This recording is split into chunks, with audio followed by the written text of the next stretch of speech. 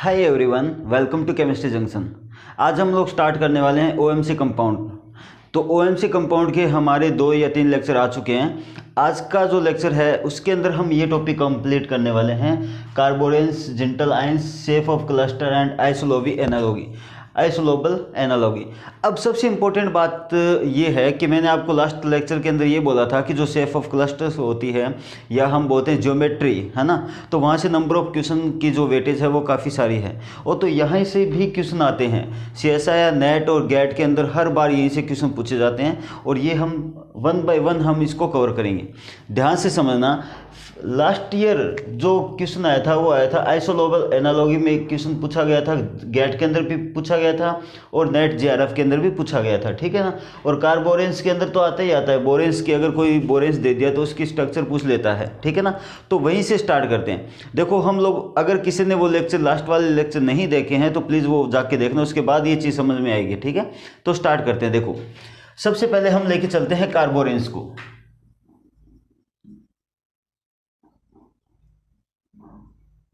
देखो कार्बोरेंस क्या होते हैं।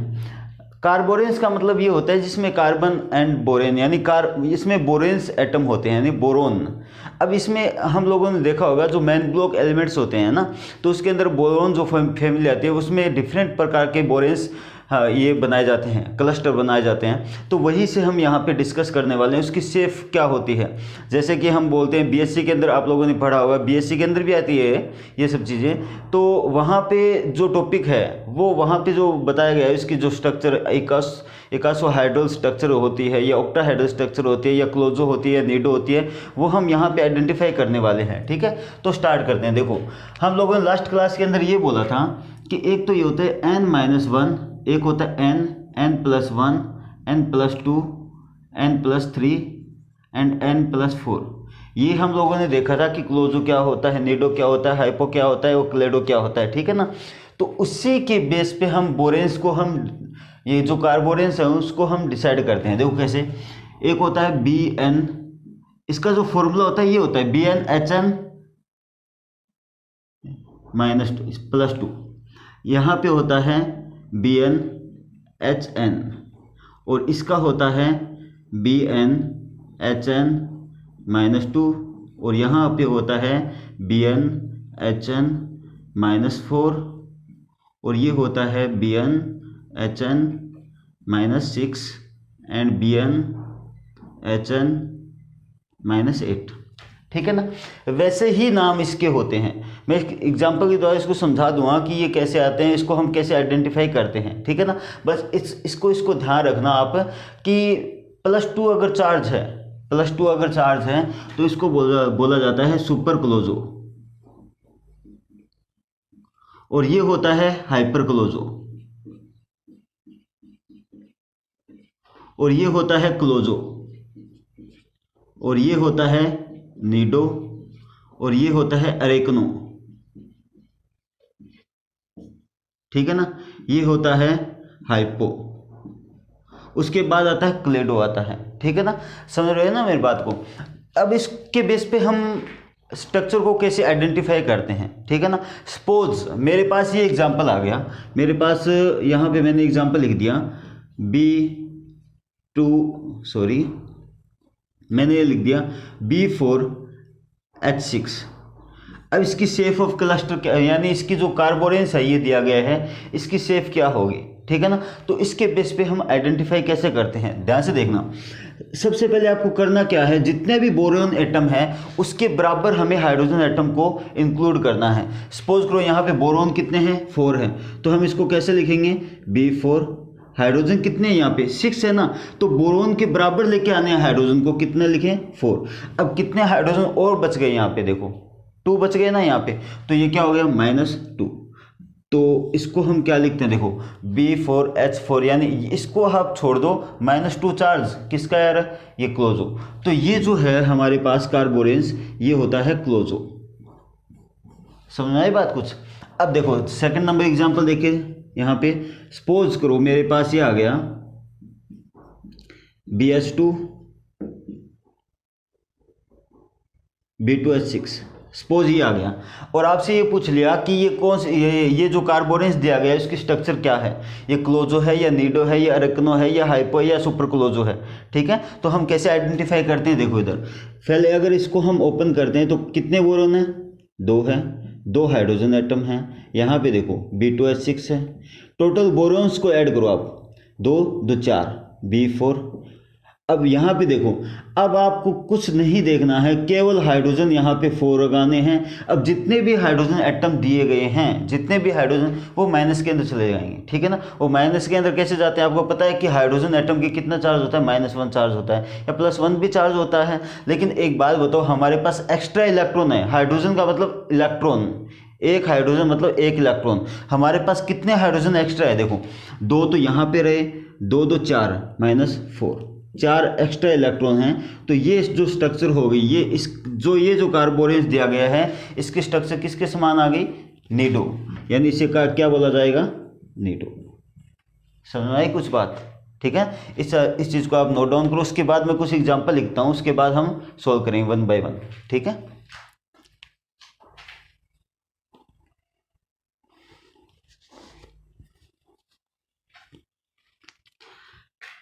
सपोज मैंने एग्जाम्पल लिखा CO B4H8 और यहाँ पे लिखा नीटा 5 C5H5।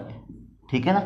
अब अगर आपसे ये पूछा जाता है ये जो कार्बोरेंस दिया गया है उसकी स्ट्रक्चर क्या होगी, ठीक है ना, तो ध्यान से समझना इसको। सबसे पहले हम करेंगे क्या, मैंने आपको बोला था स्टार्टिंग में, जब मैंने आपको ये OMC कंपाउंड जब पढ़ाना स्टार्ट किया था, तो मैंने आपको बोला था कि हाइब्रिडाइजेशन मैंने करवाया गया, वहाँ पे 3D 4D और 5D सीरीज़ मैंने आपको बोली गई थी। तो वहाँ पे आपको बताया गया था उसके नंबर ऑफ इलेक्ट्रॉन्स कितने होते हैं। तो यहाँ पे जो कार्बोनिल ये कोबाल्ट है, इसके वैलेंस शेल में कितने इलेक्ट्रॉन्स होते हैं आप जाके देखना वहाँ पे, तो इसके होते हैं 9। ठीक है ना। अब देखो नीटा 5 C5H5, नीटा 5 का मतलब क्या होता है, कितने इलेक्ट्रॉन, यहाँ पे 5 इलेक्ट्रॉन्स होते हैं। नीटा 5 यहाँ नीटा 4 हो गया तो कितने 4, नीटा 3 हो गया तो 3, नीटा 1 हो गया तो 1।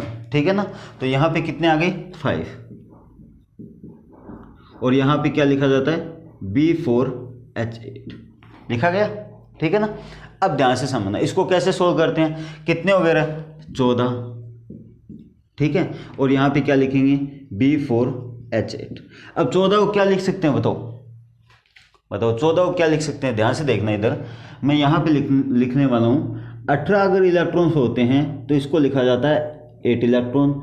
17 इलेक्ट्रॉन्स होते हैं तो इसे लिखा जाता है 7 इलेक्ट्रॉन्स। 16 इलेक्ट्रॉन्स होते हैं तो इसे लिखा जाता है 6 इलेक्ट्रॉन। 15 इलेक्ट्रॉन अगर होते हैं तो इसे लिखा जाता है 5 इलेक्ट्रॉन। अगर 14 लिखा जाता है तो इसे लिखा जाता है 4 इलेक्ट्रॉन। अब देखो ध्यान से देखना इधर, इसको हम कैसे सोल्व करते हैं। सबसे पहले 14 यानी 4 इलेक्ट्रॉन, ठीक है, लिख दिया मैंने, और यहाँ पे लिख दिया B4H8। अगर हम इसको बोरोन के अंदर इंक्लूड करें, बोरोन के टर्म में अगर हम लिखें, तो आपको पता है बोरोन के वैलेंस शेल में कितने इलेक्ट्रॉन्स होते हैं, 3 इलेक्ट्रॉन्स होते हैं। ठीक है ना, तो यहाँ पे 4 है, तो हम क्या लिखेंगे, हाइड्रोजन साथ में है, कार्बोरेन यानी हाइड्रोजन प्लस बोरेंस, है ना, कार्बोरेंस। यहाँ पे क्या लिखूंगा BH, समझ आई कुछ बात, तो यहाँ पे BH आ गया, और ये यहाँ पे लिख दिया B4H8। वापिस बोल रहा हूँ, ध्यान से समझना, 4 इलेक्ट्रॉन यहाँ पे है, तो 4 इलेक्ट्रॉन को हमें कार्बोरेंस के टर्म में लिखना है। तो कार्बोरेंस के टर्म में कैसे लिखूँ, बोरोन लिखना है, और मुझे हाइड्रोजन भी लिखना है। तो 4 इलेक्ट्रॉन को कैसे, बोरोन के वैलेंस शेल में कितने इलेक्ट्रॉन, 3 होते हैं, 1 हाइड्रोजन हो गया, 4 इलेक्ट्रॉन्स आ गया, तो इसे BH के टर्म में मैंने लिख दिया यहाँ पे।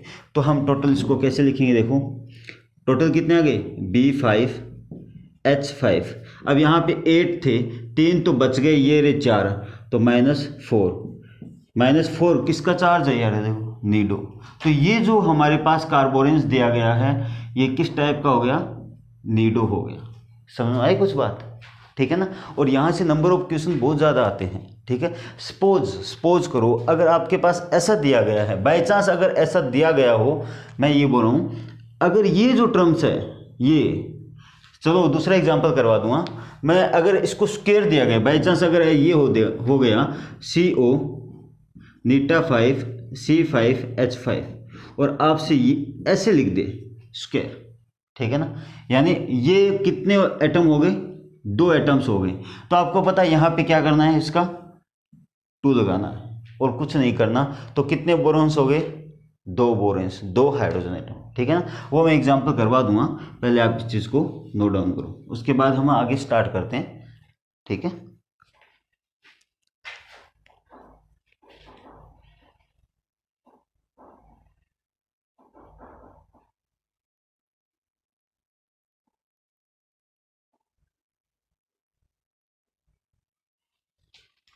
चलो स्टार्ट करते हैं। देखो फॉर एग्जांपल देखते हैं, नेक्स्ट एग्जांपल, इसी को हम एग्जांपल के थ्रू करते हैं कार्बोरेंस को, उसके बाद चलते हैं जिंटलाइन पर, ठीक है। अब सपोज करो मेरे पास आ गया एग्जांपल Cp4CO4 B2H6। अब आपसे ये पूछ लिया कि ये जो कार्बोनेस दिया गया है उसकी जो स्ट्रक्चर है वो किस टाइप की स्ट्रक्चर होगी, ठीक है ना। तो ध्यान से समझना मेरी बात को। Cp4CO4, Cp क्या होता है, Cp एक प्रकार के पेंटागोनल जो स्ट्रक्चर, पेंटा इस टाइप ये होता है Cp। एक होता है Cp स्टार, Cp स्टार का मतलब हो गया ये है Cp स्टार जिसके ऊपर मिथाइल ग्रुप अटैच होते हैं, ठीक है ना, ये होता है Cp स्टार। अब Cp यानी इसके अंदर कितने, 5 इलेक्ट्रॉन्स, तो मैंने लिख दिया 5+। कार्बोनिल ये जो सॉरी कोबाल्ट है तो इसके अंदर कितने होते हैं, 9। अब आपको पता है 4 है तो मैंने 4 लगा दिया यहाँ पे और मैंने लिख दिया B2H6, 14 4 B2H6 और मैंने लिख दिया यहाँ पे 4 B2H6। और कार्बोरेंस के टर्म में अगर हम बोरेंस के टर्म में लिखूँगा तो मैं क्या लिखूँगा यहाँ पे BH4 B2H6, ठीक है। अब इसको हम ओपन करते हैं, देखो कितने बोरेंस हो गए, 4, B4H4 B2H6 लिख दिया। अब देखो टोटल बोरेंस कितने हो गए, 4 2 6, तो मैंने लिखा B6H6 ये लिख दिया। आपको पता है कि मैंने क्या बोला, हाइड्रोजन को बोरोन के जितना ही लेके जाना है अपने को, है ना। तो यहाँ पे कितने हाइड्रोजन और बच गए, 4 बच गए, तो -4 चार्ज का आ गया। तो ये जो स्ट्रक्चर दिया गया, ये जो हमारे पास कार्बोरेंस हैं, ये किस टाइप का हो गया, नीडो टाइप का, यानी इसकी स्ट्रक्चर क्या हो गई, ये नीडो हो गई। आई थिंक ये चीज़ समझ में आ गई होगी, है ना। तो अब देखो एक चीज़ और मैं बता रहा हूँ यहाँ पे, जिंटलाइन के लिए कुछ करना ही नहीं है, ठीक है ना। 4n+2 4n+4 4n+6 इसे बोलते हैं क्लोजो, ये होता है नीडो और ये होता है अरेकनो। ध्यान से समझना, इसके अलावा कुछ नहीं करना आपको, ठीक है ना। सपोज करो कि मैंने ये एग्जांपल लिख दिया, लास्ट ईयर एग्जांपल आया हुआ है, गैट के अंदर आया हुआ है एग्जांपल, ये 2014 के अंदर आया हुआ है, बिस्मिथ 9 और +3 मैंने दे दिया यहाँ पे, ठीक है ना, ये दे दिया। और आपसे पूछ लिया ये जो जिंटलाइन है, जिंटलाइन किसको बोला जाता है, ध्यान रखना, जिंटलाइन मैन ब्लॉक क्लस्टर को बोला जाता है, मैन ब्लॉक के जो एलिमेंट्स होते हैं उनको बोला जाता है जिंटलाइन, ठीक है ना। अब देखो बोरोन यानी बिस्मिथ है, तो बिस्मिथ के वैलेंस शेल में कितने इलेक्ट्रॉन्स होते हैं, ध्यान से देखना इधर। अब आपको पता है कि बिस्मिथ कहाँ पे आता है, इतना तो पता ही होगा ना सबको, इसमें नहीं आता, ये रहा। अब आपको नाइट्रोजन फैमिली कितने होते हैं, 5 होते हैं, तो 5 × 9 प्लस है तो -3 करेंगे, ठीक है ना। तो कितने हो गए, 45, 9 × 5 = 45 और -3 कितने हो गए यहाँ पे, बताओ यहाँ पे,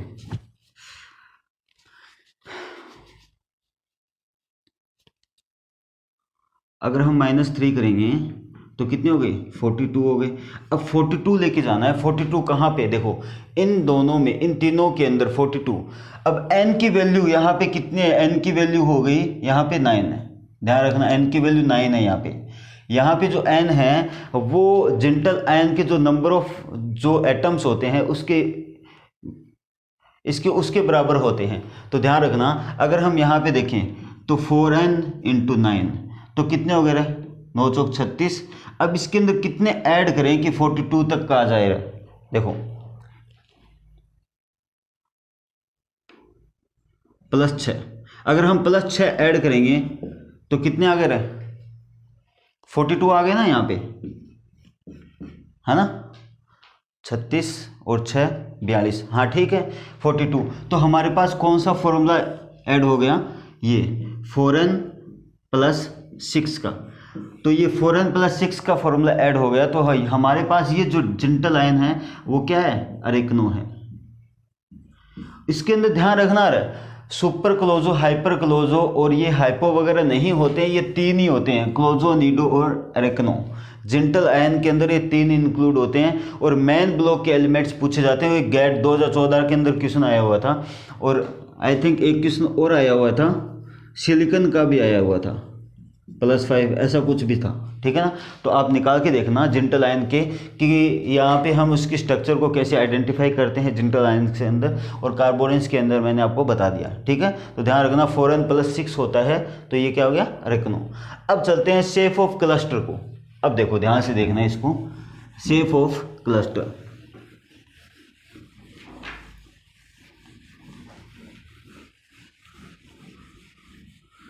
ये लेक्चर थोड़ा लेंथी हो सकता है बट आपके लिए बहुत हेल्पफुल रहने वाला ये, क्योंकि यहाँ पे जो भी करवाया जाएगा डायरेक्टली क्वेश्चन पूछे गए हैं। यहाँ पे रिसेंटली आप क्वेश्चन उठा के देखना, जो पेपर है PYQ वो उठा के देखना, वहाँ से डायरेक्टली क्वेश्चन पूछे गए हैं। इन तीनों ये 4 जो चीज़ मैंने करवाई है और लास्ट में जो करवाया गया OMC कंपाउंड के अंदर, वहाँ से क्वेश्चन पूछे गए हैं, ठीक है। तो स्टार्ट करते हैं। देखो शेप ऑफ क्लस्टर, सपोज करो कि मैंने यहाँ पे शेप ऑफ क्लस्टर में अगर हम बात करते हैं, shape of cluster, shape of cluster की अगर हम बात करते हैं तो यहाँ पे नंबर ऑफ बोरॉन्स एटम की बात करें, n की वैल्यू देखो, अगर 4 आती है, 5 6 7, यहाँ पे लिख देता हूँ n, 4 5 6 7 8 9 10 11 12 तक। अगर 4 अगर n की वैल्यू आती है, वो कैसे मैं एग्जांपल के द्वारा समझा दूंगा। तो उसकी जो स्ट्रक्चर होती है, यानी शेप ऑफ क्लस्टर, शेप जो होती है वो कैसी होती है, टेट्राहेड्रल प्रकार की होती है, टेट्राहेड्रल। 5 अगर आता है तो उसे बोलते हैं TBP प्रकार की, 6 आता है तो उसे बोलते हैं ऑक्टाहेड्रल प्रकार की, और उसके बाद 7 आता है तो उसे बोलते हैं पेंटागोनल बाइपिरामिडल प्रकार की, ठीक है ना। और 8 आता है तो इसे बोलते हैं डूडेकाहेड्रल, और 9 अगर आता है तो ध्यान रखना 9 के अंदर बोलते हैं ट्राइकैप्ट ट्राइगोनल प्रिज्म, ठीक है। और 10 आता है तो इसे बोलते हैं ट्राइकैप्ट स्क्वायर एंटीप्रिज्म, ठीक है। और 11 आता है तो इसे बोलते हैं ऑक्टा डेकाहाइड्रल, ठीक है। और इसे बोलते हैं आइकोसा हाइड्रल प्रकार की, ठीक है। तो ध्यान रखना रे इसको, ये शेप भी पूछी जाती है, शेप ऑफ क्लस्टर। मैंने आपको बोला था कि OMC कंपाउंड के अंदर ये काफ़ी सारी इंपॉर्टेंट चीज़ें हैं, जहाँ से नंबर ऑफ क्वेश्चन की जो वेटेज है वो काफ़ी सारे आते हैं। हो सकता है 2 या 3 क्वेश्चन पूछे जाते हैं, हर बार पूछे जाते हैं, ठीक है ना। आप एक बार देखना PYQ के जितने भी क्वेश्चन है वो उठा के देखना। तो चलो इसकी एग्जाम्पल करते हैं हम, ठीक है ना। चलो मैंने एग्जाम्पल लिखा है, देखो B5H5 और मैंने लिख दिया यहाँ पे -6, शेप ऑफ क्लस्टर बतानी है, ठीक है ना। सेकंड नंबर है C2B4H7-, ठीक है। एक आ गया मेरे पास B7H13 और उसके बाद आ गया CP4CO4B2H6, ठीक है। चलो ये एग्जांपल करते हैं, शेप ऑफ क्लस्टर की बात करते हैं। तो ध्यान रखना इसको कैसे हम हैंडल करते हैं, ध्यान से देखना। अगर हम बात करते हैं शेप ऑफ क्लस्टर, पहले आप निकाल के देखो कि अगर हम इसके अंदर टोटल अगर हम इलेक्ट्रॉन निकालते हैं, n की वैल्यू क्या होती है, नंबर ऑफ बोरॉन्स एटम होती है। n होता है नंबर ऑफ बोरॉन एटम। ये नंबर ऑफ बोरॉन एटम कितने आते हैं वही उसकी शेप ऑफ क्लस्टर कहलाती है, ठीक है ना, शेप ऑफ क्लस्टर कहलाती है। अब इसमें बताओ n की वैल्यू कितनी है, n इक्वल्स टू 5 है, यानी n यानी बोरॉन कितने हैं यहाँ पे 5 है। तो इसकी जो शेप हो गई वो किसके बराबर हो गई, TBP प्रकार की हो चुकी है, ठीक है ना। अब इसके अंदर निकालते हैं। अब आपको पता है कार्बन जो होता है, कार्बन के वैलेंस शेल में कितने इलेक्ट्रॉन्स होते हैं, 4 होते हैं। तो हम इसको कैसे सोल्व करते हैं, ध्यान से देखना। मैंने कैसे सोल्व किया इसको कि सबसे पहले कार्बन को सोल्व करेंगे। तो मैं इसको कैसे लिख सकता हूँ, बोरोन के टर्म में कैसे लिखूँगा, BH, यानी 4 ही हो गए, 3 और 1 4, कितने हैं, ट्वाइस है। तो मैंने लिखा B2 B4 H7 और माइनस, ठीक है। अब इसको हम ओपन करते हैं, तो क्या लिखा, B2 H2 B4 H7 और माइनस, ठीक है, लिख दिया। अब बोरोन देखो कितने हैं, 4 2 6, B2H6 H6, यहाँ पे देखो B2H6 सॉरी B6H6 हो गया, ठीक है ना। अब हाइड्रोजन देखो यहाँ पे कितने हैं, एक तो यहाँ बच गया, एक ये रहा, 2 ये रहे, है ना, 3 और 1 माइनस ये रहा, 4 हो गए।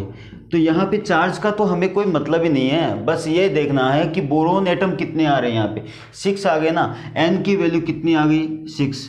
तो इसकी जो स्ट्रक्चर आ गई वो क्या होगी, ऑक्टाहेड्रल प्रकार की होगी, ठीक है ना। इसकी जो शेप आ गई वो क्या होगी, ऑक्टाहेड्रल प्रकार की, ठीक है। अब हम इसमें स्टार्ट करते हैं। तो इसको कैसे लिखोगे, B7 H7 माइनस कितना आ गया यहाँ पे 6। तो यहाँ पे n की वैल्यू कितनी आ गई, 7। तो इसकी जो शेप आ गई वो आ गई PBP प्रकार, ठीक है। हम इसको सोल्व करते हैं। इसको लास्ट क्लास में मैंने सोल्व करके बताया था। यहाँ पे कितना आता है, 14 आता है।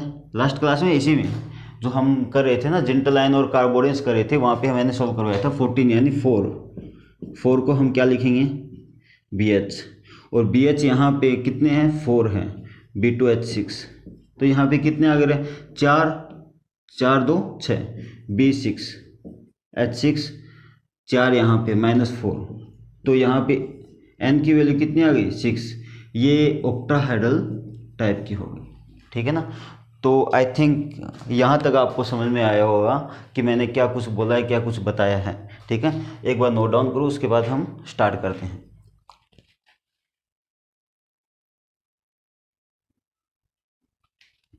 देखो ये जो उसके बाद जो हमारा टॉपिक है आइसोलोबल एनालॉगी, वो भी मैं यहाँ पे स्टार्ट करूँगा।